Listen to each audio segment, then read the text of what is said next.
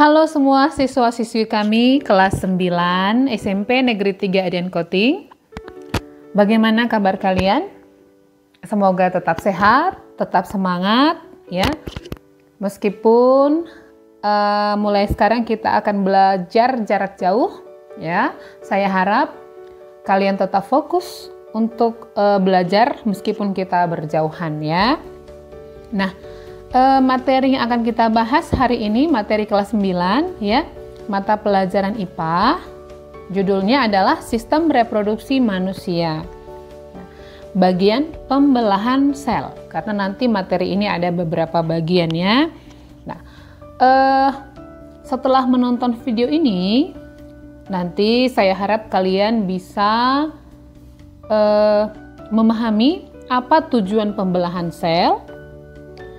Yang kedua, bagaimana tahapan pembelahan mitosis. Yang ketiga, bagaimana tahapan pembelahan meiosis. Dan yang terakhir adalah perbedaan pembelahan mitosis dan meiosis. Nah, jadi silahkan disimak dari awal sampai akhir, tetap fokus. Boleh ketika menonton videonya kamu siapkan alat tulismu untuk memudahkan kamu memahami materi yang akan kita pelajari saat ini ya. Nah, tetap fokus, tetap semangat. Nah, sebelum kita bahas lebih lanjut tentang pembelahan sel, materi sistem reproduksi pada manusia ini kita bagi menjadi 5 bagian penting ya. Yang pertama nanti kita akan bahas pembelahan sel. Setelah itu kita bahas struktur dan fungsi organ reproduksi laki-laki ya, apa saja organnya, bagaimana bentuknya. Kemudian struktur dan fungsi organ reproduksi wanita. Nah, setelah itu kita akan bahas siklus menstruasi. Nanti kita bahas menstruasi itu terjadi mulai kapan. Nah, siklusnya berapa lama? Terus gejalanya seperti apa? Kemudian kita akan pelajari juga tentang fertilisasi. Fertilisasi itu adalah pembuahan ya, bertemunya sel sperma dengan sel telur, lalu kehamilan. Nah, proses ini sebenarnya hanya terjadi pada wanita ya. Tapi bukan berarti laki-laki tidak boleh tahu ya, harus tahu. Nah, terakhir kita akan bahas tentang penyakit pada sistem reproduksi manusia.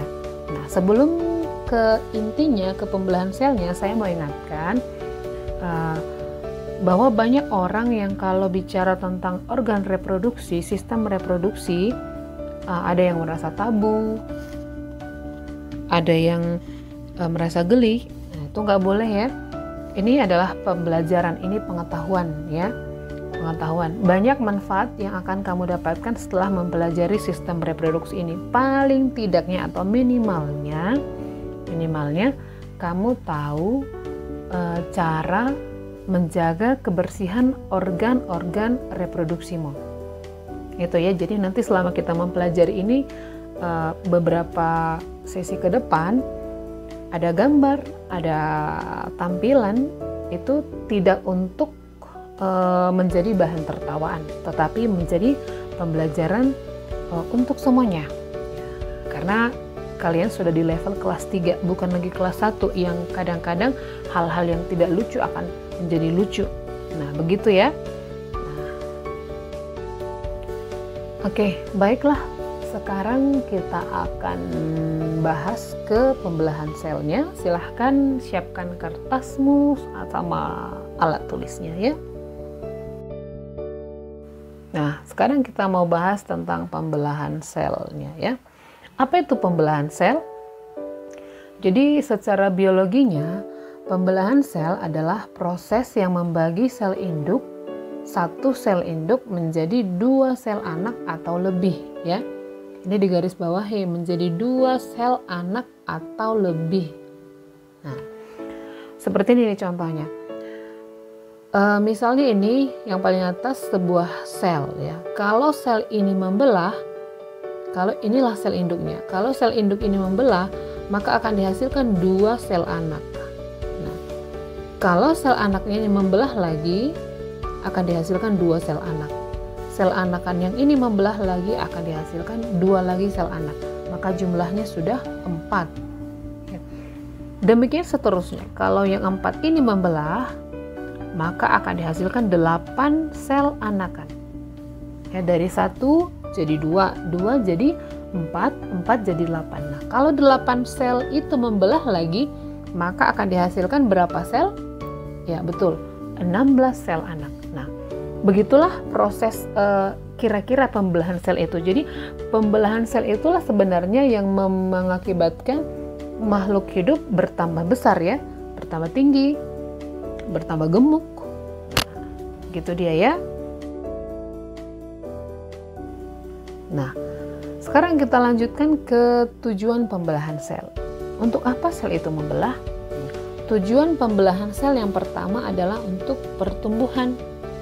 Apa itu pertumbuhan? Pertumbuhan adalah pertambahan ukuran makhluk hidup, pertambahan ukuran, pertambahan besar, pertambahan volume yang sifatnya irreversible. Irreversible artinya tidak dapat kembali ke ukuran semula. Ya, misalnya kamu lahir hanya sekitar 3 kg. Sekarang sudah ada yang 50 kg, 45 kg, ada 55 kg. Tidak akan bisa lagi kembali ke ukuran seperti saat dia bayi. Atau contoh lain,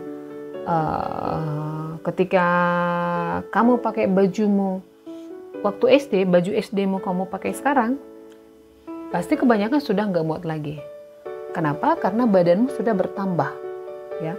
Dan pertambahan itu tidak dapat kembali ke ukuran semula, ukuran awalnya, ya.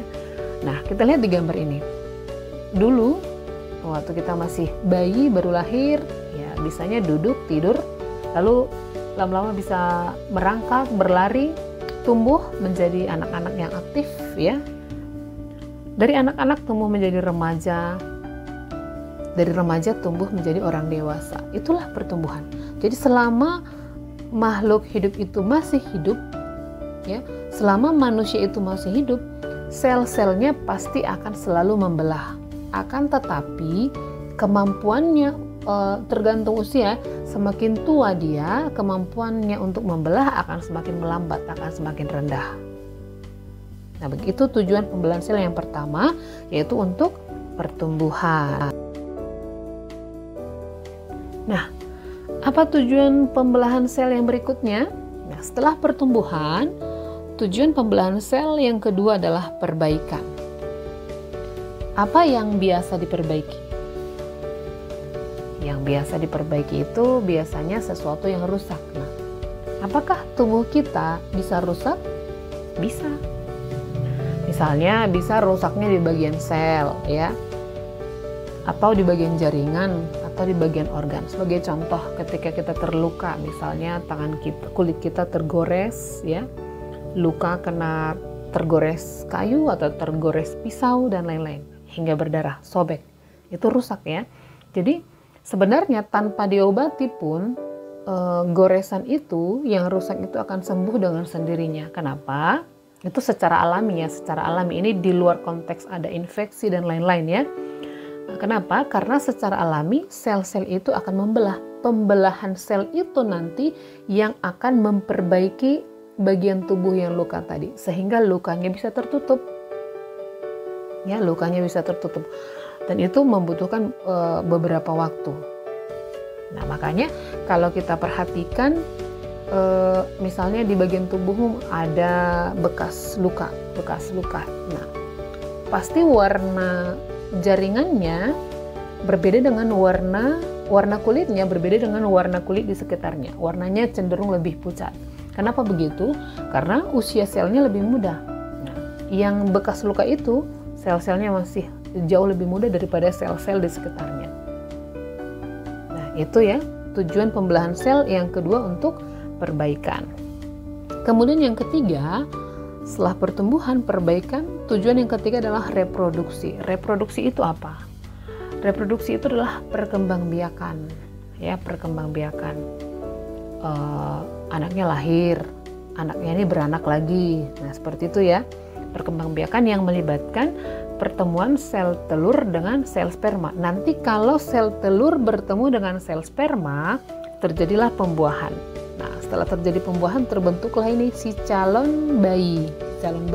Karena yang kita bicarakan manusia ya. Terbentuklah si calon bayi, nanti calon bayinya akan kalau sudah sempurna membelah lagi sel tubuhnya di dalam kandungan. Setelah bentuknya sempurna, waktunya cukup, kurang lebih 9 bulan, maka dia akan lahir menjadi bayi. Nah, itu dia tujuan pembelahan sel. Jadi ada 3 ya. Pertama pertumbuhan, kedua untuk perbaikan, ketiga untuk reproduksi. Nah, sekarang kita lanjutkan ke jenis pembelahan sel ya. Jadi tadi sel itu membelah, tapi pembelahannya bisa berlangsung dengan 2 cara ya. Yang pertama, ada pembelahan mitosis, lalu ada pembelahan meiosis. Ya, ada yang bilang meiosis sama saja ya. Nah, apa perbedaan antara pembelahan mitosis dengan meiosis? Mari kita simak sama-sama. Yang pertama, pembelahan mitosis menghasilkan 2 sel anakan. Jadi 1 sel membelah, nanti anaknya jadi 2. Sedangkan pada pembelahan meiosis menghasilkan 4 sel anakan. Ada 1 sel membelah, nanti anaknya jadi 4. Nah, itu jelas-jelas sudah berbeda ya. Nah, yang berikutnya, pada pembelahan mitosis, sel anak yang dihasilkan identik dengan sel induk ya. Identik artinya sama persis ya. Jadi sel anaknya sama persis dengan sel induknya. Sedangkan pada pembelahan meiosis, sel anak tidak identik dengan sel induk. Tidak identik berarti beda ya. Sel anak tidak identik dengan sel induk. Yang berikutnya, yang ketiga, pada pembelahan mitosis jumlah kromosom sel anak sama dengan jumlah kromosom sel induk dan bersifat diploid. Jumlah kromosom sel anak sama dengan jumlah kromosom sel induk. Inilah yang membuat sifat sel anak identik dengan sifat sel induk. Nah, sedangkan pada pembelahan meiosis, jumlah kromosom sel anak adalah setengah dari jumlah kromosom sel induk dan bersifat haploid. Haploid itu artinya tidak berpasangan. Nah, misalnya kromosom induknya adalah 2N. Ya, 2N. Berarti kromosom anaknya sama dengan setengah dari 2N. Berapa tuh setengah dari 2N? N ya, N. Makanya bersifat haploid.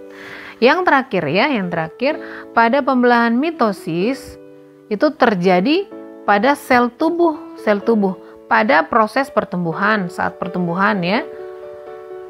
Saat perbaikan sel, misalnya ada yang lukanya tertutup, itu karena pembelahan sel, dan pada reproduksi aseksual ya. Meskipun sebenarnya manusia tidak mengalami reproduksi aseksual. Nah, siapakah yang mengalami reproduksi aseksual? Ya, ada hewan, ada tumbuhan ya. Tumbuhan misalnya dengan cara vegetatif buatan ya. Misalnya cangkok ya. Tahu kan cara mencangkok? Nah, sekarang kita lihat perbedaannya pada pembelahan meiosis. Nah, pada pembelahan meiosis, proses ini terjadi pada sel kelamin ya. Sel kelamin itu sel telur dan sel sperma. Ini terjadi pada reproduksi seksual. Nah, kalau tadi mitosis terjadinya pada reproduksi aseksual, tidak kawin ya. Sedangkan ini terjadi pada reproduksi seksual, artinya pada reproduksi yang melibatkan peleburan sel kelamin jantan dengan sel kelamin betina. Nah, itu dia 4 perbedaan pembelahan mitosis dan pembelahan meiosis. Ini silakan dihafalkan. Yang 4 ini sering dimunculkan di ujian ya. Jangan sampai tertukar, yang meiosis jadi mitosis, yang mitosis jadi meiosis.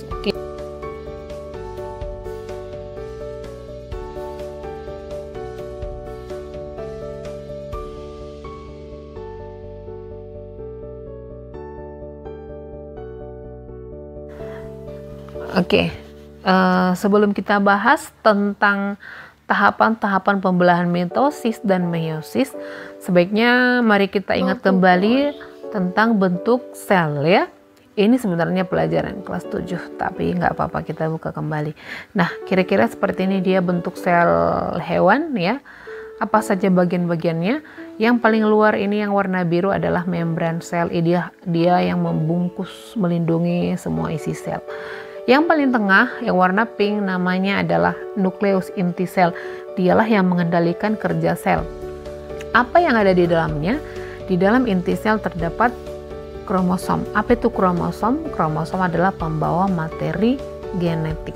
Lalu ini yang warna merah ya, itu namanya retikulum endoplasma kasar. Ada retikulum endoplasma halus, itu yang seperti roti namanya mitokondria, dan ada sentrosom. Nah, jadi ini semua bagian-bagian sel ini melayang-layang di cairan. Jadi sel itu berisi cairan, jadi isinya melayang-layang di situ. Nah, pada pembelahan sel secara mitosis dan meiosis ada beberapa bagian sel yang punya peranan penting. Apa itu? Yang pertama adalah inti sel yang di dalamnya ada kromosom dan sentrosom. Ya, ini sentrosom ya. Jadi selama proses pembelahan ada juga membran inti nanti, membran inti, sentrosom, kromosom itu punya peranan yang sangat penting ketika pembelahan sel sedang berlangsung. Ya, itu tujuannya kenapa ini ditampilkan kembali. Jadi mereview kembali pelajaran yang lama. Nah, sekarang kita lanjutkan ke tahapan pembelahan mitosis ya. Jadi pembelahan mitosis itu berlangsung dalam 4 tahap, yaitu profase, metafase, anafase, telofase. Itu tolong dihafal ya. 4 tahap: profase, metafase, anafase, dan telofase. Nah, apa yang terjadi pada tahap profase ini? Ya, yang pertama terjadi adalah benang-benang kromatin memadat membentuk kromosom. Jadi awalnya mereka renggang, ya. Lalu setelah akan membelah, dia memadat, terbentuklah kromosom. Ya, kemudian membran inti mulai rusak. Ini garis putus-putusnya ya. Rusak menjadi bagian-bagian kecil. Bagian kecil itu kita sebut fragmen. Kenapa rusak? Karena nanti kromosom harus keluar dari inti sel supaya bisa memisahkan diri. Lalu sentrosom membelah. Awalnya sentrosom itu satu, lalu dia membelah. Setelah membelah bergerak menuju kutub yang berlawanan. Kalau di gambar ini ada yang ke atas, ada yang ke bawah. Kemudian itu terbentuk gelendong pemisah ya, gelendong pemisah atau benang-benang spindel. Apa fungsinya? Jadi benang spindel ini berfungsi untuk menarik kromosom ke kutub yang berbeda. Nah, itu tahap profase. Sekarang ke tahap metafase, tahap yang kedua. Pada tahap ini ya, sentrosom sudah pas berada di kutubnya masing-masing. Ya, ini pas di atas, satu lagi pas di bawah. Atau kalau gambarnya diputar, satu di kanan, satu di sebelah kiri. Kemudian kromosom sudah berbaris ya, berjejer di bidang pembelahan. Ini bidang pembelahan. Kenapa disebut bidang pembelahan? Karena nanti disinilah sel ini akan membelah. Nah, itu dia tahap metafase. Nah, setelah tahap metafase yang berikutnya adalah tahap anafase ya, ini ya. Apa yang terjadi pada tahapan ini? Kita lihat tadi pada tahap metafase kromosomnya sudah berbaris. Lalu setelah di tahap anafase, kromosom ini akan kromosom yang sama, kromosom homolog, kromosom saudara akan ditarik oleh benang spindel ke kutub yang berlawanan, ditarik, dipisahkan mereka ke kutub yang berlawanan ya. Lalu setelah itu masuklah ke tahap telofase. Nah, ini tahap akhir ya. Pada tahap ini, kalau tadi di awal membran intinya sudah rusak. Nah, di tahap ini justru membran inti mulai dibentuk kembali. Untuk membungkus si kromosom yang sudah memisah tadi. Ya. Kemudian terbentuk cincin pembelahan ini, garis putus-putus ini. Nanti disinilah sel ini akan membelah. Proses pemisahan ini kan tadi kita bilang bahwa sel itu isinya cairan. Proses pemisahan ini disebut sitokinesis hingga terbentuklah 2 sel anak yang diploid. Nah, sekarang kita lanjutkan ke pembelahan meiosis ya. Nah, pembelahan meiosis ini tahapannya sama dengan pembelahan mitosis. 4 tahap ya. Profase, metafase, anafase, dan telofase. Ya, jadi mari kita lihat nanti ada bedanya. Kita simak sama-sama ya. Apa yang terjadi pada profase 1 ini? Profase sama kayak profase pada mitosis. Yang pertama, membran inti mulai rusak ya, menjadi bagian yang disebut fragmen. Kemudian kromatinnya memadat membentuk kromosom. Lalu terjadi pindah silang. Pindah silang dari mana? Dari satu kaki kromosom, dari satu lengan kromosom ke lengan kromosom yang lain yang sama bentuknya. Inilah yang membuat sel anak pada meiosis berbeda dengan sel induk. Nah, setelah profase lanjut ke metafase 1. Yang tadi itu profase 1, ini metafase 1 ya. Sama seperti mitosis, pada tahap ini semua kromosom sudah berjejer pada bidang pembelahan, tapi susunannya atas bawah ya. Susunannya atas bawah. Lalu setelah itu dilanjutkan ke anafase 1. Pada tahap ini semua gelendong akan menarik kromosom homolog. Kromosom homolog maksudnya kromosom yang bentuk dan ukurannya sama, yang berpisah menuju kutub yang berlawanan. Setelah itu masuklah ke tahap yang terakhir, tahap telofase. Pada tahap ini cincin pembelahan mulai ada, mulai nampak, lalu membran inti mulai terbentuk kembali untuk membungkus si kromosom. Setelah cincin pembelahan terbentuk, terjadilah sitokinesis. Apa itu sitokinesis? Pemisahan sitoplasma, sehingga dibentuklah dua sel anakan yang haploid. Nah, jadi kira-kira seperti ini yang sudah kita jelaskan tadi, pembelahan meiosisnya, profase 1, metafase 1, anafase 1, telofase 1. Tetapi pembelahan meiosis tidak terhenti hanya sampai di sini. Dilanjutkan lagi dengan meiosis yang berikutnya. Nah, apa yang terjadi pada meiosis yang berikutnya? Mari kita lihat. Tadi pada meiosis pertama sudah dihasilkan dua sel anak yang haploid. Ini dia ya. Sel anakan itu nanti akan masuk lagi ke tahapan berikutnya, sama seperti tahapan meiosis 1, profase, mengalami fase profase, tapi karena ini yang kedua kali disebut profase 2, metafase 2, anafase 2, dan telofase 2. Jadi dia mengalami dua kali pembelahan ya. Pada profase 2, sentrosomnya membelah lagi, bergerak menuju kutub yang berlawanan, lalu membran intinya rusak ya, membran intinya rusak.